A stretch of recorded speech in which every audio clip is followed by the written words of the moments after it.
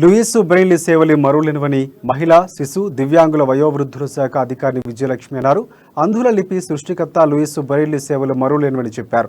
నిర్మల్ జిల్లా కేంద్రంలోని సంక్షేమ శాఖ కార్యాలయంలో లూయిస్ బ్రెయిలీ 214వ జయంతి కార్యక్రమాన్ని ఘనంగా నిర్వహించారు. ఆయన చిత్రపటానికి పూలమాల వేసి నివాళులర్పించారు. కేక్ కట్ చేసి సంబరాలు చేసుకున్నారు. లూయిస్ బ్రెయిలీ అంధులకు కొత్త జీవితాన్ని ఇచ్చారని కొనియాడారు.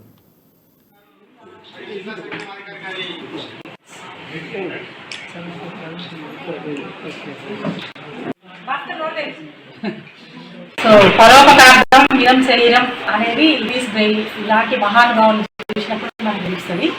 ఎందుకంటే ఆయన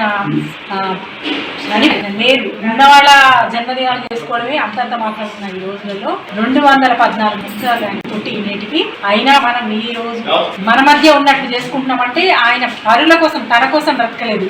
ఆయన కళ్ళు లేకపోయినా అక్కడితో ఆగిపోకుండా తన జీవనాన్ని అక్కడితో ఆపేయకుండా తనలాంటి వాళ్ళు ఇబ్బంది పడకుండా అని చెప్పేసి అంత మంచి ఒక చరిత్రలోని చిరస్మరణీయులు భగవంతుడితో సమానంగా ఉన్న ఒక భగవంతుడిలాగా మనకి బ్రతుకునిచ్చాడు. సో పరోపకార్థం ఇదం శరీరం అనేది లూయిస్ బ్రెయిలీ.